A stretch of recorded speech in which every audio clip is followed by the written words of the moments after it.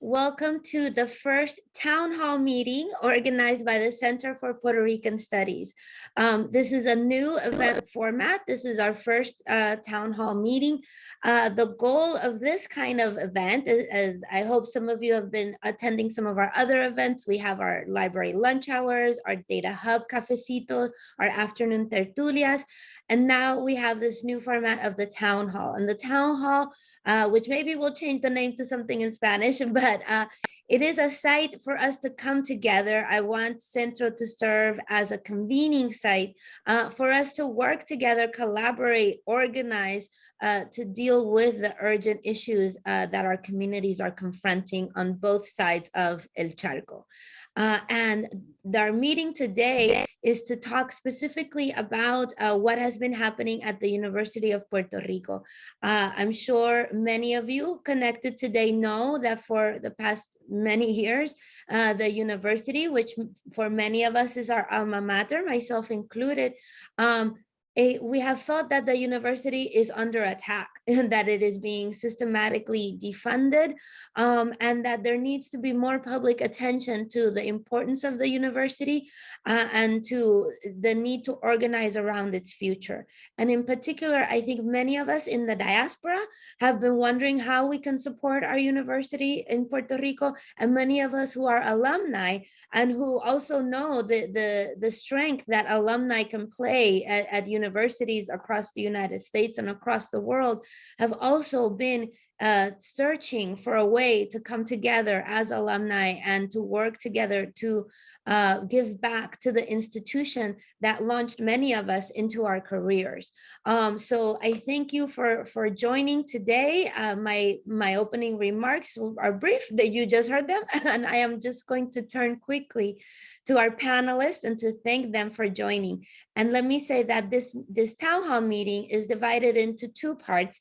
In the first part, our speakers are going to lay out some of the what has brought us here today, what has been happening at the university, and three main issues that they think are fundamental for everyone to understand and be on the same page about. The second part of our meeting, because this is not an academic photo, this is a call to action. And the second part of the meeting will be focused on strategizing specific steps that we can do and ways in which we can organize to have an impact on what's happening at the university. And let me just say right now, we will reiterate it again at the end of the event, that there will be a second part to this meeting that will be breakout groups focused specifically around the problems that are going to be laid out today. So at the end of the meeting, we will give a little more information about that. But so just know that this is a call to action, and that we hope that we can, Centro can serve as a convening space to help us move forward collectively. So our three panelists today are Dr. Rima Brusi, who's a writer and professor at Northern Arizona University. Dr. Isar Godreau, who is an anthropologist, a researcher, and a member of the Multisectorial Commission for University Reform, La Multi, and Dr. Gretchen Diaz-Muñoz, who's Director of Science and Education Programs and Community Partnerships for Ciencia PR. So we will start with Rima, who I think has a PowerPoint. Yes, I do. Sí, aquí la tengo. Voy a dar la presentación en español. Okay.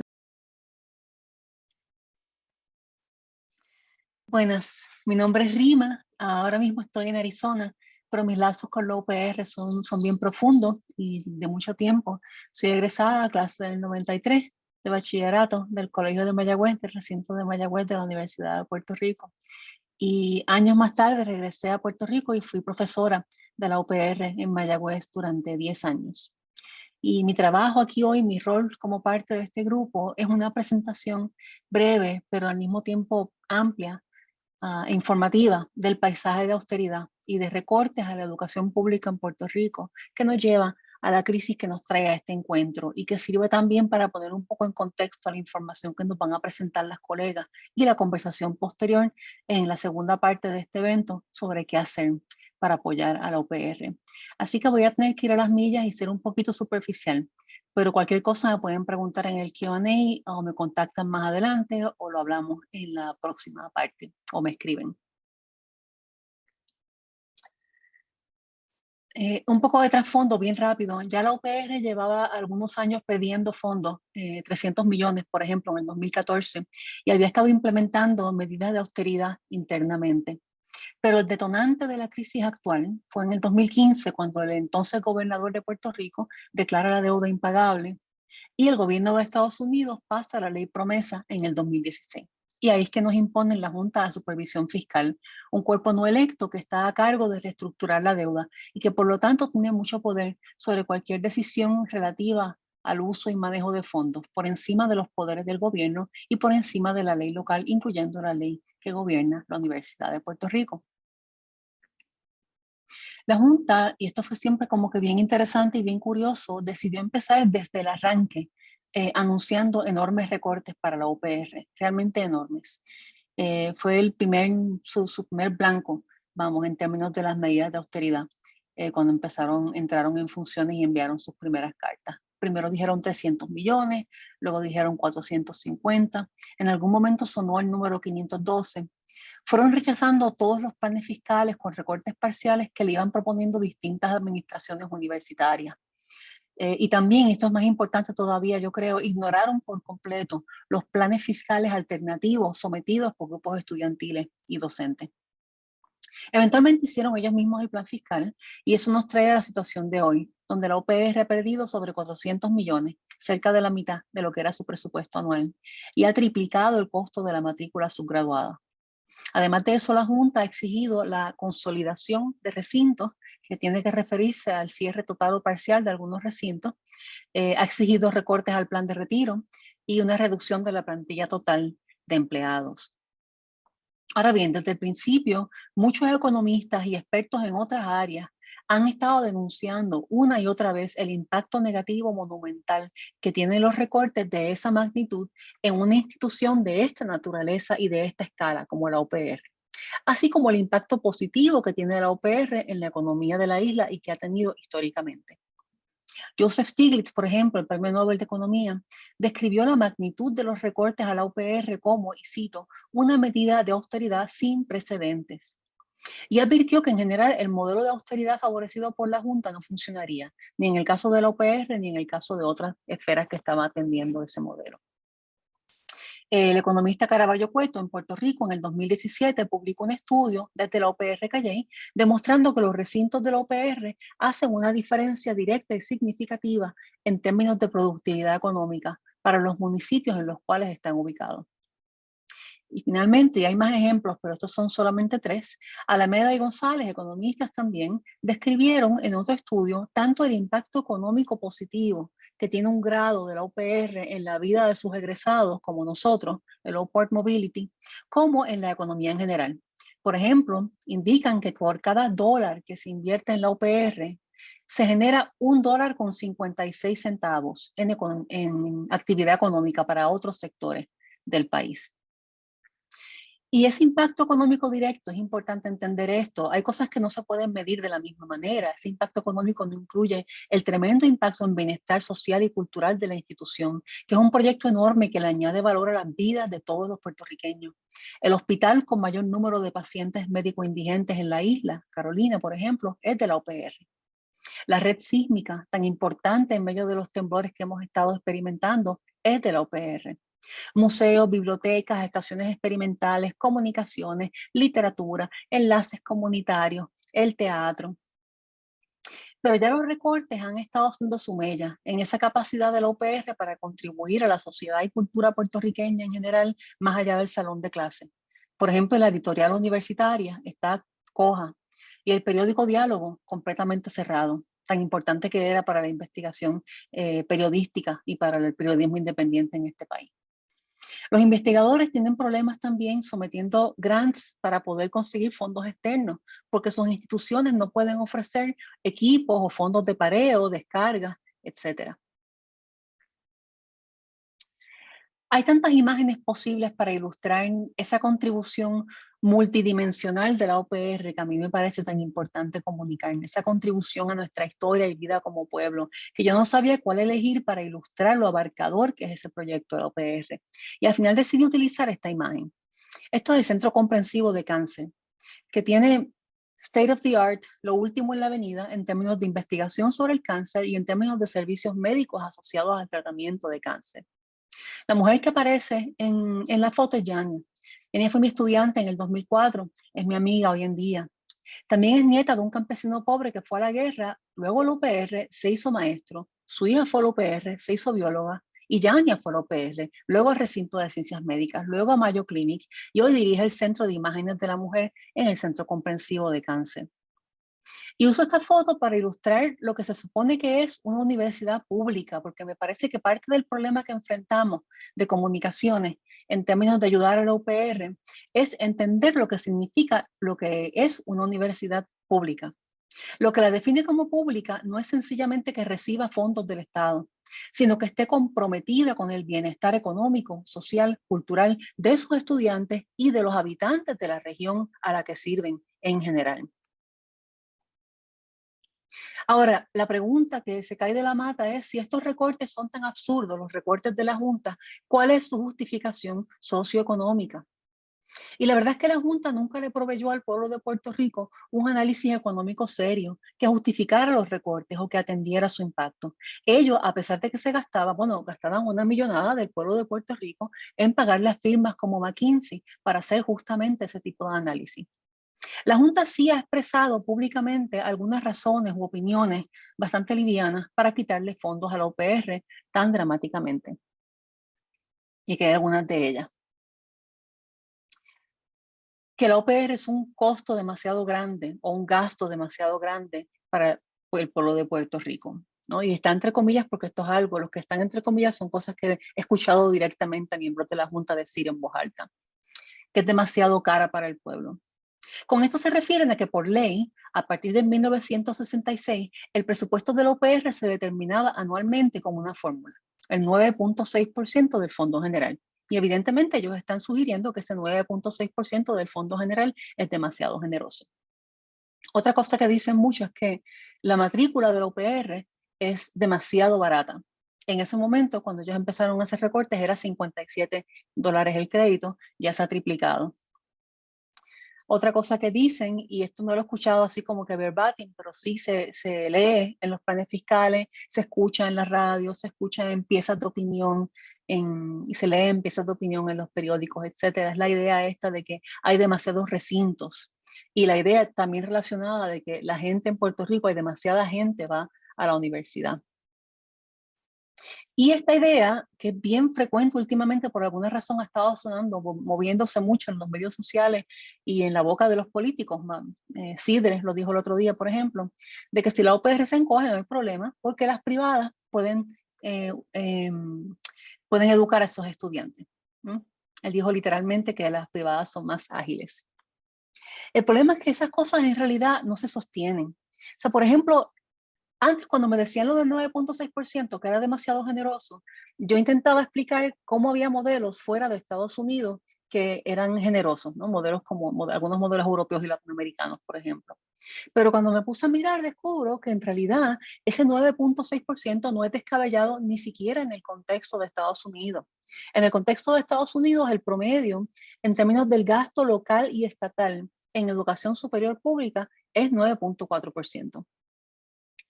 Que no es un número muy distinto. En cuanto a si la universidad es demasiado barata, cuando uno toma en consideración el costo de estudio, que es la métrica real, ¿no? Que se refiere a la matrícula más libros, más costo de vida, etcétera, y lo pone en el contexto del ingreso mediano, del ingreso familiar mediano en Puerto Rico, la UPR no es una universidad tan barata como la pintan. Y finalmente, con esto de los que hay demasiados recintos, relativo a la población del país, la UPR no tiene realmente más recintos que estados como por ejemplo California o Nueva York. Muchos estudiantes puertorriqueños son además de eso place bound, que quiere decir que con la falta de transportación pública en Puerto Rico, Y por los niveles de pobreza, los estudiantes, si no hubiera un recinto cerca de ellos, no podrían acceder a la Universidad de Puerto Rico, punto, no podrían ir a otro recinto más lejano, tendrían que ir a la universidad que tengan disponible cerca de ellos. Y esto es, y sé que no tenemos mucho tiempo para ver esto es la fuente que utilicé para encontrar la cantidad de fondos o la proporción de los fondos locales y estatales que se invierte en la educación superior pública. En promedio es más o menos la misma cantidad que los estados y las localidades como ciudades invierten en sus hospitales, por ejemplo. Aquí está la fuente y de nuevo me pueden escribir para ver estos PDFs o estos enlaces en su original.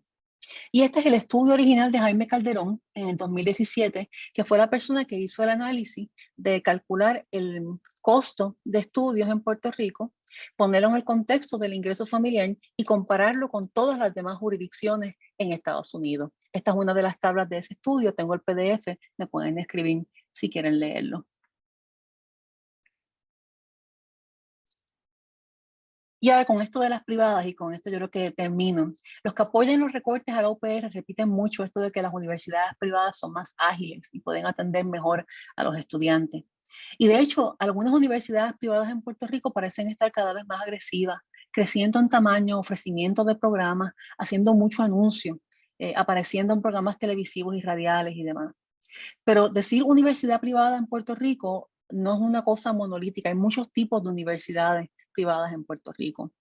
A nivel bien simple, hay 139 instituciones privadas postsecundarias en Puerto Rico y de estas, 88 son for profit, con fines de lucro. No son non-profit, son for profit con fines de lucro. La mayoría de esas for profits con fines de lucro ofrecen carreras cortas, pero las más agresivas, a juzgar por la cantidad de anuncios, etcétera, son las más grandes, que son las que ofrecen, además de carreras cortas, grados de bachillerato, maestría y en algunos casos hasta doctorado.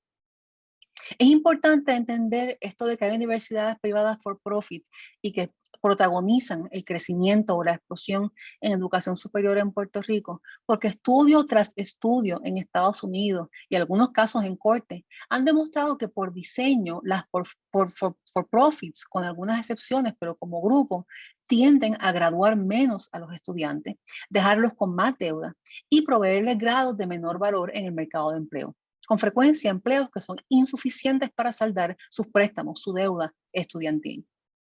Que por el diseño for profit tienden a invertir más en marketing y reclutamiento que en cosas como apoyo o recursos académicos. El 90% de los ingresos de estas compañías tiende a venir de fondos públicos, como BKPL, préstamos estudiantiles, beneficios de veteranos. La fuente es distinta, local versus federal, pero a mí me parece siempre bien irónico que las universidades privadas de este tipo dependan más de fondos públicos al final del día que la universidad pública, que es capaz de conseguir fondos por su cuenta. De nuevo, cuando hablamos de pública versus privada, entonces no estamos hablando solamente de dónde salen los chavos, sino también del compromiso y el rol de esa institución con su país o su región. Y mientras que la UPR estimula la economía del país, como dijimos hace un ratito, las for-profits más notorias hacen todo lo contrario. Y por eso es que están los nombres de estas compañías en la pantalla. El foco de las for-profits es generar profit, lucro, ganancia. Esa ganancia que obtienen de la beca PEL y de los préstamos y los beneficios de veteranos de sus estudiantes. Y los beneficiarios de ese lucro, de ese profit, de esa ganancia, son en muchos casos dueños, inversionistas, equity firms, por ejemplo, que no son parte de la actividad económica o la vida cultural del país. O sea que en lugar de invertir en el país, estamos sacando recursos del país. Y se me acaba el tiempo, así que vamos a dejarlo ahí. Aquí está mi información de contacto. Espero que les sirva, que les sea útil. Nos vemos en la segunda parte de este evento y muchas gracias por venir. Gracias. So we will now turn to Isar Godro.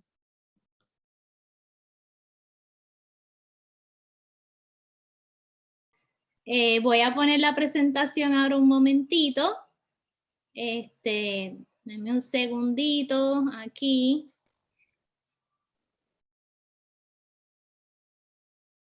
Ok, chévere. Déjenme poner aquí esto y espero que se vea bien.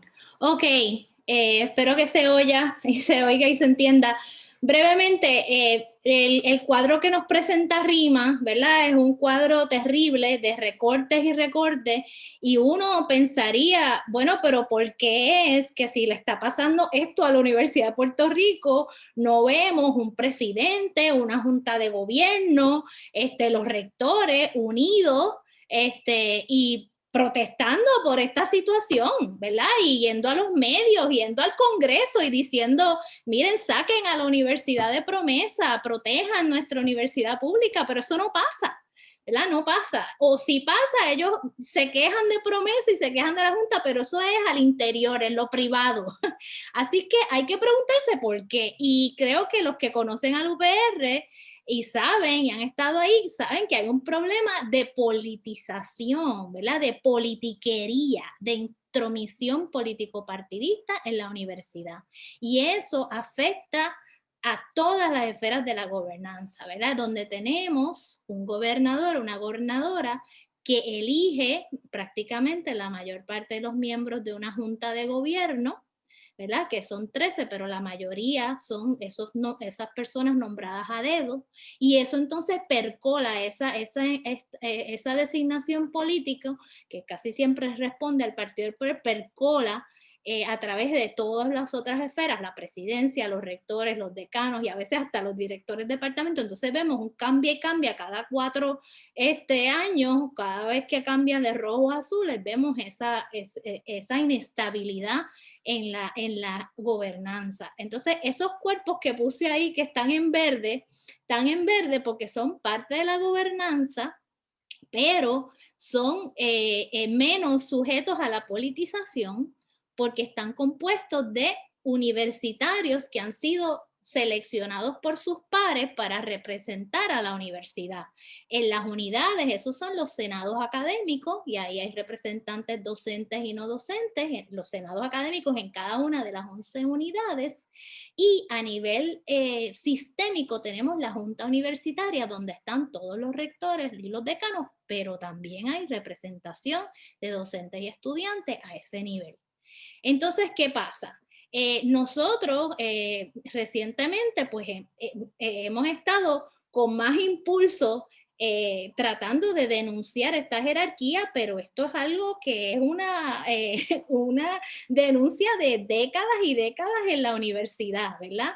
Porque eso acarrea unos problemas terribles, ¿verdad? No solamente inestabilidad, sino de que se presta la corrupción, pérdida de fondos, porque con ese cambia, mira, en Río Piedras, mi hermana, que es decana allí, me dice que en un periodo de 3 años y medio, hubo 15 cambios de decano en 3 años y medio. Y yo he tenido que bregar, tú sabes, a veces con propuestas, y tengo que cada vez explicarle la propuesta y el proyecto a un decano distinto, y eso me pasa 5 veces en un periodo de 7 años. O sea, así no se puede.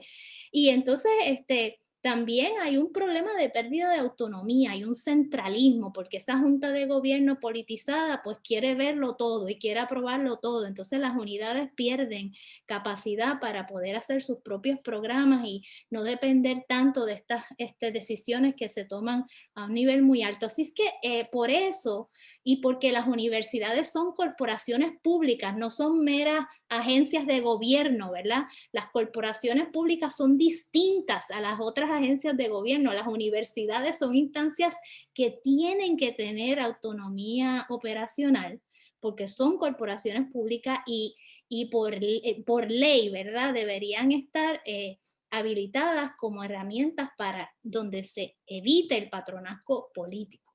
Y eso mismo lo dice la Middle States y las agencias acreditadoras que tienen políticas que explícitamente dicen que no puede haber ese tipo de intervención político-partidista. Y ahora que no sé si han visto las noticias, ¿verdad? Hay muchísimos programas de nuestra UPR que están en peligro de perder la acreditación, y siempre los señalamientos son: 1, las finanzas, que es lo que habló Rima, y 2, la gobernanza, que es este problema de la itinerancia, de la intervención político-partidista y todos los otros problemas que eso conlleva. Yo soy parte de una comisión que desde agosto del 2018 heredamos las luchas de décadas anteriores y hemos estado impulsando una reforma universitaria donde hemos obtenido ya endosos de todos esos senados académicos de las juntas universitarias, que fue lo que le dijeran esos cuerpos donde hay más representación y son, ¿verdad?, más, menos jerárquicos. Y hemos propuesto un proyecto, ¿verdad?, de ley que presentamos en enero, que es el PS 172, que atiende muchos de estos reclamos con más democracia, unas consultas que no son meras consultas, que son vinculantes, con tiempos fijos para los gerentes, con términos que no coincidan con las elecciones, donde el criterio de mérito se asegura por el procedimiento, sea el que, y una serie de elementos, ¿verdad?, que tiene ese proyecto, que es para atender esos problemas. Nosotros lo presentamos, obtuvimos la firma de 14 senadores que lo apoyaron como coautores de esta medida que se somete por petición, se sometió en enero. 2 senadores se unieron luego, o sea que teníamos 16 senadores y para pasar una medida se necesitan 14. Teníamos ya, ¿verdad?, todo el andamiaje. Aquí pueden encontrar el proyecto si quieren, pero ¿qué pasó? El proyecto el jueves pasado lo derrotaron, por un solo voto no pasó. Algunos senadores que se habían dicho iban a apoyar la medida se perdieron, no se presentaron, otros se abstuvo y empezaron entonces las propagandas de fango, ¿verdad?, a decir que este proyecto iba en contra de la reforma universitaria. Y bueno, todavía en los medios están hablando del peligro que se representa este proyecto. Claro, tenemos muchas otras voces solidarias que también a través del radio y de otros medios estamos llevando la voz de que esto fue un proyecto serio que se fue cuajando, ¿verdad?, por mucho tiempo con el insumo de muchas personas de una manera bien democrática. Pero nada, estamos aquí, vamos a volver a someter el proyecto, no nos vamos a dar por vencidos, somos herederos de una lucha de décadas, así que yo espero que en el Q&A podamos hablar más de cómo apoyar esta gesta. Y estoy segura que tiene que haber una reforma universitaria para la UPR y que lo vamos a lograr. Así que muchísimas gracias y hasta aquí llego y luego podemos seguir hablando entonces. Gracias, Isar. Nuestra próxima ponente es Gretchen Díaz y déjenme recordarles que pueden poner sus preguntas en el Q&A, pero que también recuerden que esto no es un foro académico, esto es un meeting de comunidad. Estamos aquí para hacer brainstorming juntos, así que pueden también poner sus comentarios, sus reacciones, sus ideas, lo que sea que quieran compartir. Gretchen, por favor, gracias. Muchas gracias. De nuevo, buenas tardes. Mi intervención va a ser bien breve y concisa. Voy a apagar la cámara para cuestiones de conectividad.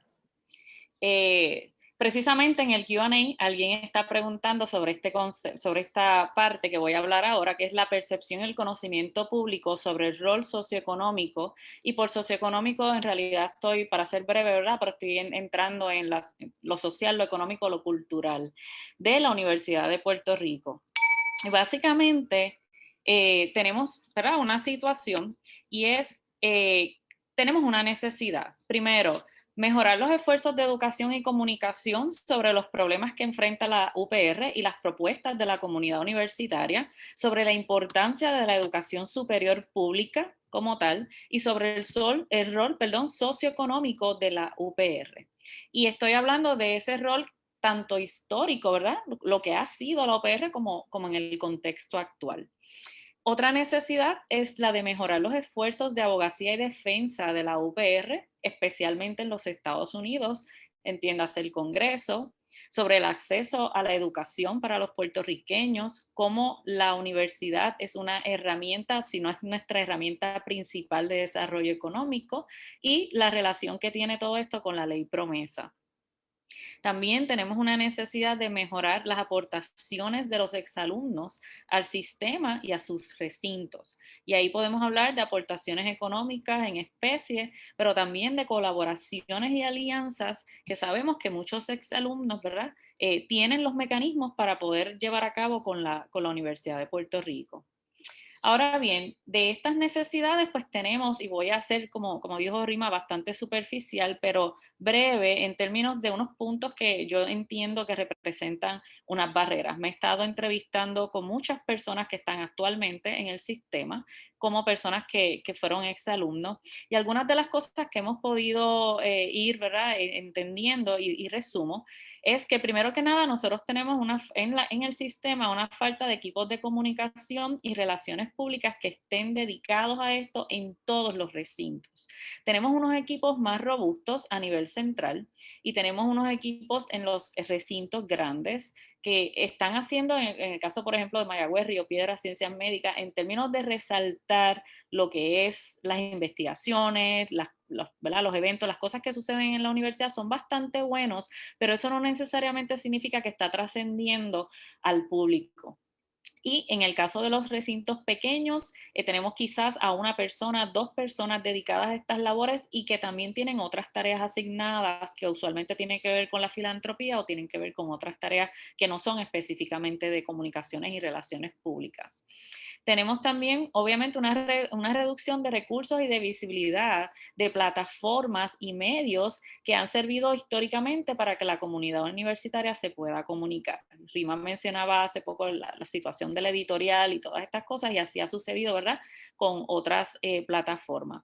Y obviamente los grupos de estudiantes y organizaciones no tienen suficientes recursos para lograr entonces, ¿verdad?, llevar a cabo esa visibilidad si no tienen la ayuda pues, de lo que es la administración central. Tenemos también entre las barreras que en el caso de poder ir a llevar este mensaje fuera de Puerto Rico y a los lugares donde tenemos que llevarlo para encontrar asistencia, la falta de consenso en la política pública que se desea adelantar, ¿verdad? Y esto pues hay desacuerdos entre la administración, hay desacuerdos con la universidad como tal, con la comunidad universitaria, que a veces no permite que vayamos todos, ¿verdad?, en un frente común a adelantar las políticas públicas que son necesarias para la universidad. También hay falta de grupos dedicados y enfocados. No es que no hayan ido, ha habido grupos que han ido definitivamente a hacer el trabajo, pero que no necesariamente tienen los recursos y las herramientas totales, ¿verdad?, necesarias para un trabajo tan feroz que muchos conocen. Esto es lo que le llamamos el cabildeo ¿verdad? Y también el poder educar a la gente en los Estados Unidos, sobre todo en el Congreso. Se necesita mucho recurso para poder lograr esto efectivamente. Y en cuanto al área de los exalumnos y cómo pueden ayudar, pues hay una falta de estructura filantrópica y de desarrollo robusta. Y esto lo hablo de manera histórica, ¿verdad? Nosotros, a pesar de ser una universidad bastante antigua, como muchas universidades en Estados Unidos, por poner un ejemplo, y en otras partes del mundo, no tenemos este mecanismo de que los exalumnos realmente puedan hacer contribuciones sustanciales y duraderas y perdurables, ¿verdad? Que muevan realmente la economía de la universidad de una manera robusta. Se está trabajando esfuerzos en esta dirección ya hace algunos años y hemos notado que sí, ¿verdad? Que se ha ido llevando esa dirección, pero estamos como en los baby steps, ¿verdad? En realidad estamos muy temprano en estos esfuerzos. Para los exalumnos es muy difícil concretar colaboraciones y alianzas efectivas y duraderas con la universidad. Entiéndase, investigadores que quieran hacer algo con la institución, no necesariamente con un profesor colega, sino con la institución, pues muchas veces concretar estas colaboraciones, muchos sobre todo puertorriqueños en la diáspora que tienen las posibilidades de llevar recursos a la universidad, pues no es fácil poder hacerlo y no hay necesariamente en la universidad las estructuras para recibir eso adecuadamente.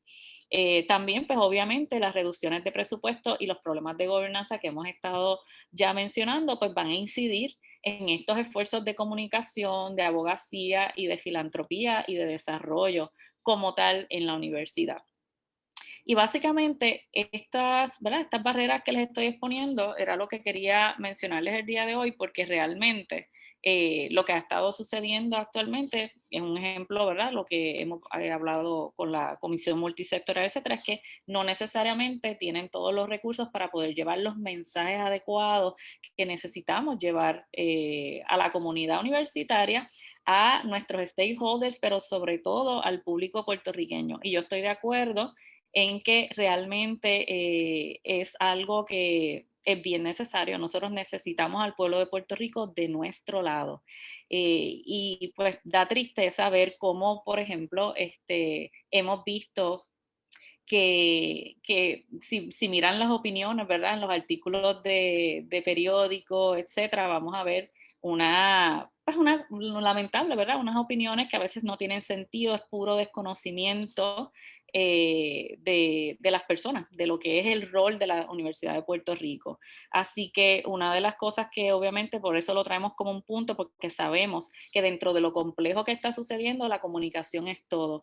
Y tenemos que segregar los mensajes, tenemos que poder dirigirnos adecuadamente a las diferentes audiencias que queremos, ¿verdad? Que nos escuchen y que hagan algo por la universidad, incluyendo empezando por los exalumnos. Así que nada, con ese punto los dejo para que podamos conversar.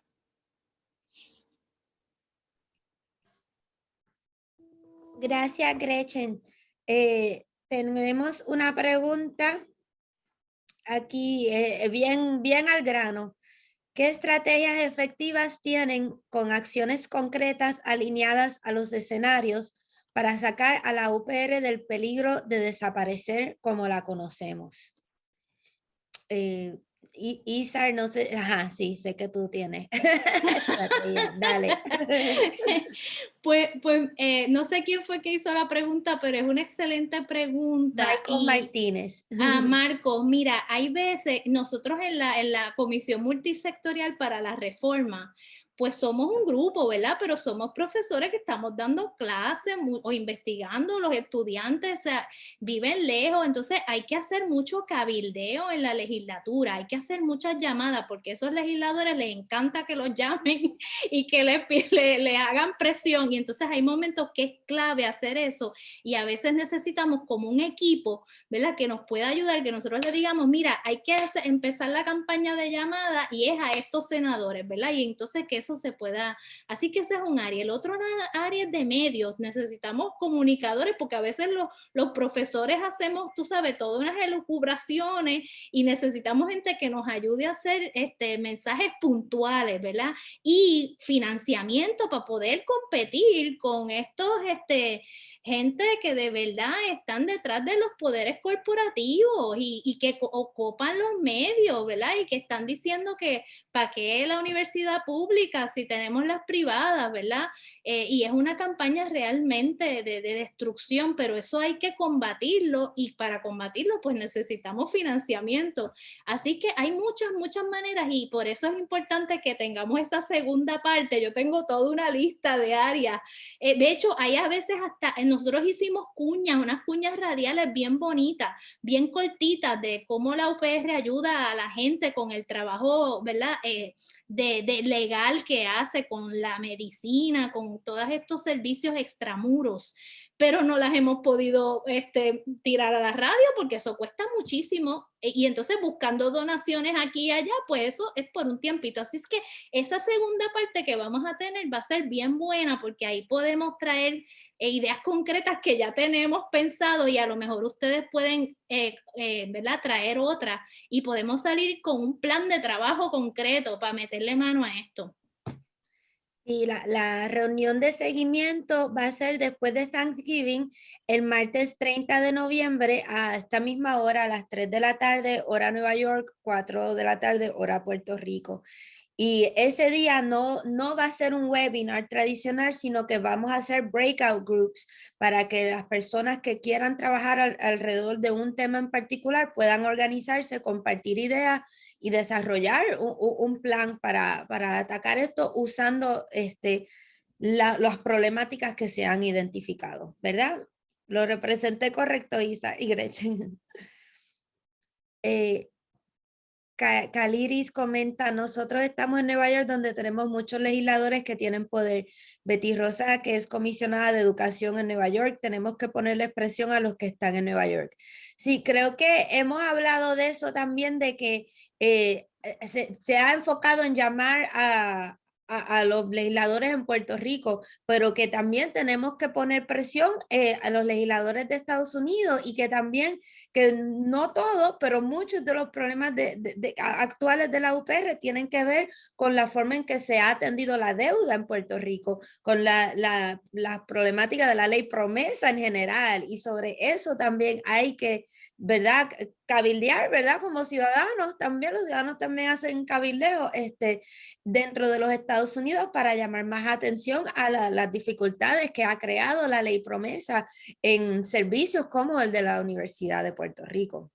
Sí, y si puedo añadir algo breve, es que la cuestión del financiamiento, que es un problema grandísimo, ese problema hay que atacarlo a nivel de Congreso. Y ahí la diáspora tiene un rol importantísimo porque ustedes votan, ¿verdad? Ustedes son votantes. Así que en esa parte es bien importante la diáspora. En la otra parte, que es dar la reforma también, pero la reforma universitaria es algo que está más en el poder de la legislatura local. Y como bien dice la compañera, esos legisladores locales también se influencian por los legisladores que están en Estados Unidos. O sea que la diáspora tiene un rol bien importante, pero que quería, en los dos niveles, pero que quería enfatizar eso, que hay un nivel como de financiamiento que hay que atacarlo a nivel de Congreso y un nivel de reforma universitaria que está en las manos de la legislatura aquí en Puerto Rico.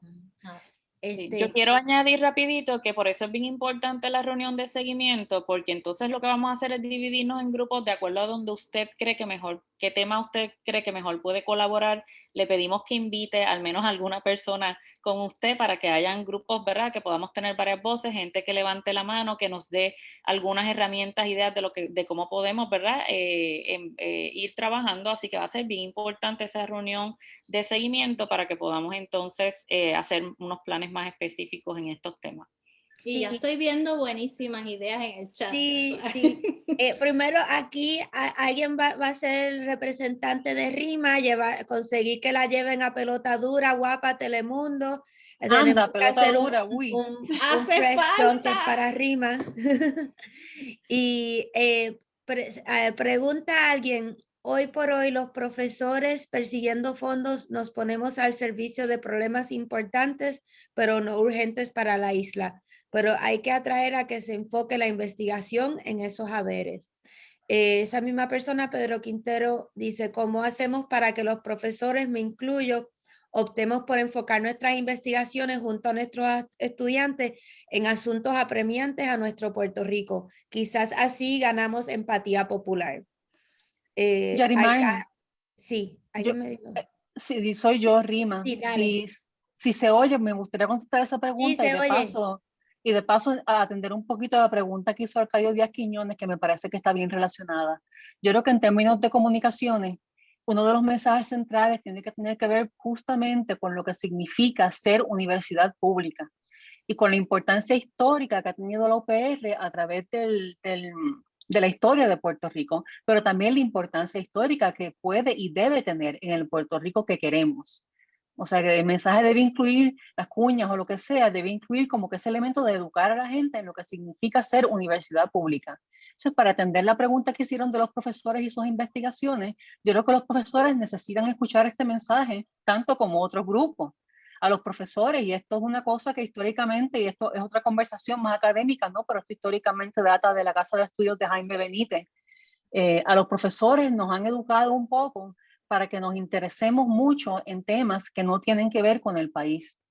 O sea, los profesores de la Universidad de Puerto Rico a veces hay como no un desprecio, pero como que se ve como menos importante la investigación dirigida a lo local que la investigación dirigida a lo que no es local. Y yo creo que una campaña de comunicaciones que eduque a la gente sobre el rol de la universidad, la obligación que tiene la Universidad de Puerto Rico de estudiar asuntos importantes para el bienestar económico y social de Puerto Rico, yo creo que tiene que ser parte de la campaña de medios también, interno y externo. Entonces, con relación a la pregunta de presidencia, bien rapidito, déjame leer la pregunta. Okay. Arcadio Díaz Quiñones, amigo de Centro, pregunta, ¿podrían hablar un poco de la historia y el presupuesto de la presidencia de la UPR? Rima e Isar, más sobre la pirámide antidemocrática y el nuevo proyecto de ley universitaria. No es solo la Junta de Control Fiscal. Okay. Yo voy a decir algo bien breve y voy a dejar que Isa le meta mano al tema de la pirámide, pero bien brevemente sobre el rol de presidencia en un sistema funcional, que no es lo que tenemos ahora. En un sistema de universidad pública funcional de UPR, la función de presidencia, cuyo presupuesto no es tan grande como mucha gente piensa, ¿no? La función de presidencia es centralizar ciertas cosas que tiene sentido centralizar. Por ejemplo, de nuevo, en una institución funcional, la recaudación de fondos para el endowment, el fondo total de la institución, debe ser algo más efectivamente hecho a través de unas estructuras hábiles y ágiles y competentes en el contexto de la presidencia. O sea, idealmente, el tema del fondo total del endowment debe ser tratado desde presidencia por gente que sepa de desarrollo y de development y de fundraising. O sea que yo creo que la presidencia tiene su función y el presupuesto no es tan grande como el que mucha gente piensa que tiene, o sea, y no es tan, y aunque sea irrelevante actualmente, no debería serlo. No sé si me explico. No es un problema tanto estructural como un problema de la presidencia que tenemos, es lo que quiero decir. Yo creo que podría habilitarse ciertas cosas para hacer desde allí, entre ellas el tema del fundraising. Déjame poner un comentario aquí. Angélica Valdés Valderrama habla de que nos hace falta organizarnos entre nosotros en la diáspora o en el chat. Ha sugerido que hablemos de la patria extendida en vez de la diáspora. ¿Cómo podemos conectarnos? Y Angélica pregunta, ¿dónde nos encontramos entre personas que nos importa la UPR? Rima, hay un grupo de Facebook, ¿verdad? Sí, tenemos un grupo de Facebook. Incluye gente que no es puertorriqueña, o sea, se llama Transatlantic Voices, así que la idea es que incluye gente que apoya a la universidad, tanto puertorriqueños como aliados, que no son necesariamente puertorriqueños. Voy a pegar el link en el chat window del grupo para que la gente lo ponga, y básicamente lo estamos usando a modo de un clearinghouse para poner información y compartir información para que todo el mundo tenga los mismos recursos y esté en la misma página. Pero lo voy a pegar en la pantalla. Y José Laguarta, investigador de Centro WEPI, pregunta, ¿qué rol juega la movilización continua de la comunidad universitaria, no solo en lograr una reforma universitaria, sino también en asegurar que la universidad reformada no continúe por el camino neoliberal? Esa fue la pregunta, déjame leer el comentario completo. El problema de la burocracia y la falta de autonomía en la UPR es bien conocido. Sin embargo, desde mucho antes que la ley promesa y a través de los años se puede constatar que con pequeñas diferencias, tanto administraciones PPD como PNP han demostrado su compromiso con las ideologías neoliberales que pintan como deseable el restar fondos a la universidad pública. ¿En qué medida se puede decir, en su opinión, que dichas mentalidades prevalecen tanto entre administradores como entre miembros del claustro, porque las han internalizado y no solo por lealtad político-partidista? Dado esto, ¿qué papel, en su opinión, juega la movilización continua de la comunidad universitaria en no solo lograr una reforma universitaria, sino también en asegurar que la universidad reformada no continúe por el camino neoliberal? Yo estoy totalmente de acuerdo. Eso es como el racismo internalizado, es el neoliberalismo internalizado, ¿verdad? Que tenemos en la universidad, donde ya la gente ha asumido estas prácticas y tú encuentras profesores universitarios diciendo pues que no hay fondos, que nos tenemos que ajustar, que son muchos recintos, de los mismos colegas, ¿verdad? Así que sí, estoy de acuerdo, y eso no se resuelve con una ley, ¿verdad? La ley ayuda. La ley ciertamente ayuda, y si aprobamos esa ley tiene procesos democráticos que empujan a la gente a que desarrolle, ¿verdad?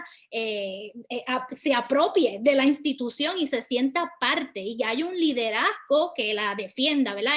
Entre las funciones de la presidencia, en el nuevo proyecto dice, tiene que defender la universidad, esa es una de sus funciones, y su presupuesto robusto, ¿verdad?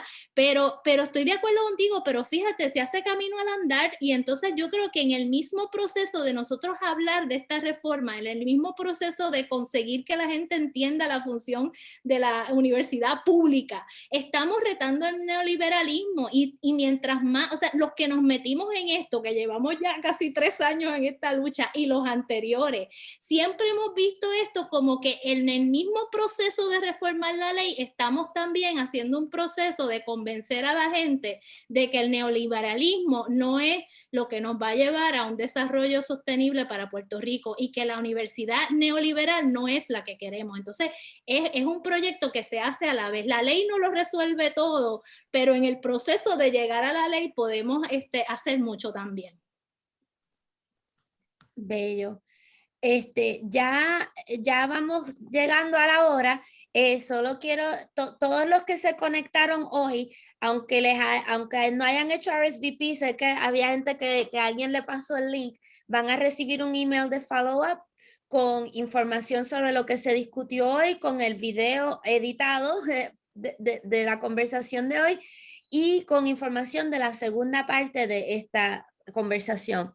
Esperamos que de aquí a la próxima vez, que va a ser el martes después de Thanksgiving, vayan pensando, sigan percolating, ¿verdad? Las ideas y vengan ready en la próxima reunión para dividirnos en breakout groups. Sabemos que el formato de webinar no es lo más que lleva a un diálogo, pero lo hemos hecho bastante bien hoy. Así que nada, muchas gracias por conectarse hoy. Gracias a todos los que quieren a la universidad y quieren apoyarla y protegerla. Y nos vemos pronto, nos vemos en 2 semanas. Con las botas puestas, Con las para botas trabajar. puestas en 2 semanas. Chévere. Gracias a todos, gracias por venir a nuestro primer Town Hall en Centro.